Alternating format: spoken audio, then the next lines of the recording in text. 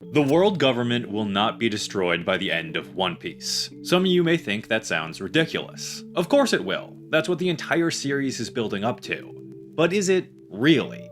What evidence is there that makes you so sure that will happen? I'm not saying that there won't be some final war with the world government. I'm not saying that Eam or any of the Five Elders will still be in control by the end. What I am saying is that the institution of the world government will not be destroyed. It will continue on with new, benevolent rulers, and the world will finally be at peace. Does that sound satisfying to you? To be honest, it sounds disappointing to me, but the reasons I fear this will happen come straight from example after example in the story. Can we get much higher? So high. Alabasta, Skypiea, Dressrosa, and Wano all share one key attribute. Their stories about returning the previously powerful back into their positions of absolute power. The fall of King Riku is one of the most horrifying tales in One Piece. The senseless slaughter of innocents by an unwilling actor, destroying everything he loves and leaving him a broken husk, pulls at the heartstrings. The idea of a righteous king, overthrown by a cunning interloper with nefarious intentions, isn't something new to One Piece. We nearly saw a similar story play out back at Alabasta, but with the help of the Straw Hat Pirates, the kingdom's princess saved the day. The rightful god of Skypiea was cast out of his kingdom by a foreign invader and his legion of followers, supplanting him as a false god in the clouds and enslaving the angelic beings under his control. In the most fantastical setting, nearly the same thing occurred as did in the most real world. The land of Wano's golden age was cut short by the cunning of a man stained with the shame of traitorous heritage, who completed his family's destiny to overthrow the benevolent ruler and enact a reign of terror, gleefully starving the citizens in a pathetic act of revenge. Governments have always played a major role in the story of One Piece. We've seen several kingdoms under the rule of tyrants. From pretty early on, we've had a vague idea that one authority ruled above all others, but as the story continued, more details have been fleshed out, showcasing a massive institution that rules with an iron fist, and only very recently did we see the silhouette of its secret ruler. The world government is the ultimate One Piece kingdom under the control of an unjust tyrant who needs to be stopped. And Luffy will stop Eam, but it won't go down how we might think. Alabasta, Skypiea, Dressrosa, and Wano are all stories about righteous royalty reclaiming their seat of power as a gift to the citizens they rule. Vivi stops the manipulated masses from slaughtering their king, who the audience has been shown time and again is a good man who loves his people and will sacrifice his royal privileges to ensure their well-being. Gonfall dresses in the traditional armor of a chivalrous knight. In the time after his rule, he's taken up gallantly saving the innocent with the aid of his trusty steed. As his name implies, he's a fallen king who has made mistakes in his past, but his heart is in the right place, and he's grown as a man. Who is more worthy to retake the title of God than a champion of justice who has ruled before? King Riku's downfall is the most tragic of all. A pacifist who once ruled over one of the most peaceful kingdoms in the world. His benevolence was known across the seas, and it was used against him by nefarious forces. His attempt to save his citizens from violence led to their rule by a violent tyrant. To restore order and bring the nation and its different peoples back to an age of peace, he needed to regain control of the throne once again. The Kozuki were loved by the people of Wano, an ancient clan connected to the most ancient of artifacts. Their long reign was brought down by the treachery of a trusted confidant, manipulating the old shogun and torturing his son. Through the will of those loyal to the Kozuki, the rightful heir, a boy of 8 years old, must overthrow this deviant of history and exceed Wano's former glory, bringing about a new golden age. Each time we are introduced to a kingdom in peril, we are informed of the dark history that led to its present state.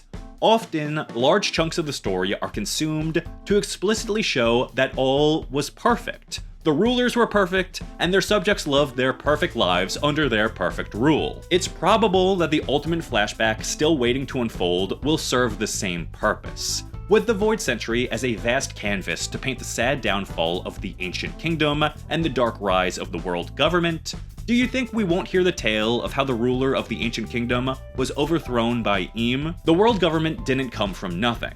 We know it was an alliance of 20 kingdoms that formed to defeat the ancient kingdom. But notice something. It's just called the Ancient Kingdom, no matter where in the world its legacy is discussed. The implication is that there was only one powerful ruling government in the past. This is pure speculation, but it seems very likely that the Ancient Kingdom was its own version of a world government, but in this case, ruled by the good guys. I think it's likely that the Alliance of 20 Kingdoms was an internal betrayal against the Ancient Kingdom, an unjust and nefarious deception, turning the benevolent rulers' good nature against them, leading to the rise of a tyrannical kingdom, now known as the world government. It's the same story we've seen with other kingdoms, but on the grandest of scales. If that's the case, if the world government is analogous to the other tyrannical kingdoms the Straw Hats have encountered, how will their unjust rule finally be stopped? Well, simply put, the solution to all of these stories is to replace the bad leader with a good one, most notably the previous ruler. There is only one case where the previous ruler or his bloodline doesn't regain power: Drum Kingdom. But notice the similarity. Wapol's father was described as a benevolent king. Wapol is the deviant ruler who needs to be cast out by the true inheritor of the good king's will, his loyal servant, Dalton, thus connecting the new kingdom Dalton establishes to the past rule of a righteous leader. In One Piece, it's always the individual who's to blame, not the system they control. If only the people hadn't been too weak to fight back, or too foolish to be manipulated, then they'd still have a righteous ruler. Of course, One Piece needs to be told this way, doesn't it?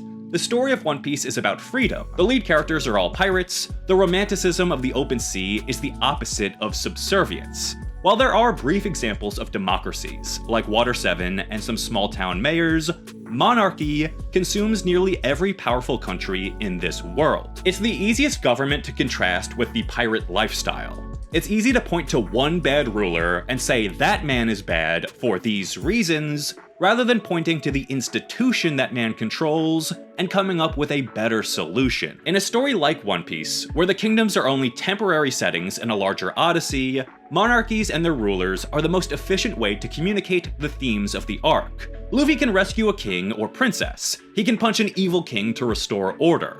It's simple, easy to follow. Evil kings are the greatest villains in this series, second only to evil would-be kings, wielding their power to force the citizens to labor for their benefit. You would think that after Wano, yet another experience with yet another monarchy corrupted to harm the people, that there would be some damnation of this form of government. But time and time again, we are told that the rulers are merely bad actors. The institutions are not to be blamed, it's just the naughty leaders overthrew the great ones. In fact, the story tells us repeatedly that there is nothing wrong with this form of rule as long as a just man and his equally just descendants control it for all time. Even the driving force of the story, finding the One Piece, is about the return of a benevolent king to the seas. The world has been in chaos since the time of the Pirate King, this mythic golden age invoking an Arthurian myth. Luffy is the inheritor of the One Piece, practically Excalibur. He just needs to pull it from the stone to prove his worth as the new king, then all will be right with the world. Now obviously, Luffy won't be a real king, but if we learned anything since the start of One Piece, the King of the Pirates is a critically important political figure in the world. He may not have any structural power, but the influence Roger wielded continues to shape the political maneuvers of every global force 20 years later. The world government, the celestial dragons, the warlords, the emperors, every rookie who dreams of treasure, and even the average citizen who has heard the legend. The King of the Pirates' influence has an intense gravity. Everything else revolves around him. Luffy doesn't want to be a political force, but his decisions will be felt across the world. There's a pattern that has emerged throughout One Piece, a longing for the past and a longing for a singular, perfect ruler connected to that past, either directly or as an inheritor of that past's will. There is one major factor that looms over this discussion: the Revolutionary Army, a faction dedicated to liberating all societies from the world government. Led by the ever-mysterious Monkey D. Dragon, the Revolutionary Army's motivation and end goal is unclear as of the writing of this script. They are like a blank sheet of paper, easy for the audience to fill with their own ideals. But what do we actually know about the revolution? We have a vague idea of their leadership, We know Dragon was fighting against the world government before its formation, and the O'Hara incident pushed him to form the Revolutionary Army. However, we also know that the revolution is not going across the globe, helping to liberate people from tyrannical kingdoms. They had no interest in overthrowing Doflamingo as the ruler of Dressrosa. They were only in Dressrosa to investigate gun smuggling. They never organized any revolt against Orochi as the shogun of Wano, nor even Walpole as the king of Drum Island. Their existence seems to be solely for the liberation of nations from the world government, specifically from the rule of the Celestial Dragons. The vague liberations of countries are just narrative stepping stones along the way. It's far more likely that the Revolutionary Army replaces the world government rather than shattering the entire institution. Unless there are immortal beings that have been hiding since the fall of the Ancient Kingdom, some present-day force will need to rule the new world government. Much like how Dalton was an inheritor of the will of Walpole's father, the Revolutionary Army could act as the inheritors of the will of the Ancient Kingdom. These are the good men, come to cast aside the deviants. But it's not just these revolutionary newcomers who will take positions of authority. As we get closer to the endgame, there have been hints of goodness shining out from the world government that were previously non-existent. Before the time skip, the world government was explicitly evil. Water 7 through the Summit War saga made that perfectly clear. It's only recently that has begun to be chipped away at. In Dressrosa, we see that a well-meaning celestial dragon can exist. At the Reverie, we see the natural evolution of that reveal with another Don Quixote who is changed for the better because of his chance encounter with a brave royal fighting discrimination. During a recent flashback, Vegapunk reminds Dragon that there are good people in the world government. It's no coincidence that the world government, previously established as a pure evil authoritarian regime, is getting dedicated sections of the story to reinforce that they aren't all bad. The stage is being set for the redemption of forces within the world government, so that when Eam and the Five Elders are defeated, the world government can still wield its absolute power under the control of benevolent rulers. The Revolutionary Army's existence doesn't signal the end of the world government. It doesn't exist to topple institutions that lend themselves to corruption and abuse of absolute power. The revolution is waiting in the wings to take global power for themselves, but rule with a smile. Surely we'll get some lip service that a democratic process took place, like with Dalton and Riku's elections, but just like with all the good absolute monarchs before them, the Revolutionary Army will be framed by the story as righteous rulers, taking control of a system that was oppressive only because a few bad people were in charge. It will be the establishment of a new global golden age. My big worry is that the series ignores the implication that a horrific era of authoritarian rule could rise up through that institution once again. I'm sure there are fans out there who don't think the world government continuing to exist would be a big deal. As long as the good guys are in charge, then that's all that matters. Personally, I think that would be a tragically disappointing way to end things. I think Oda has shown us time and time again that institutions that hold absolute authority, with no input from the people, with no structural checks on their absolute power, are incredibly susceptible to being hijacked by nefarious actors. But he has also never shown a true reordering of governmental structures, just a reshuffling of management. To me, that misses the broader dangers which have been established within the story. Personally, I hope there is a major restructuring, so the existing system looks nothing like it does now. If One Piece ends with only a fresh layer of paint sprayed across the world government and all its absolute rulers giving the audience a smile, thumbs up, and pinky promise that they're gonna rule justly until the end of time, I think that would be a massive kick in the nuts. But based on all the evidence, I also think it's pretty likely.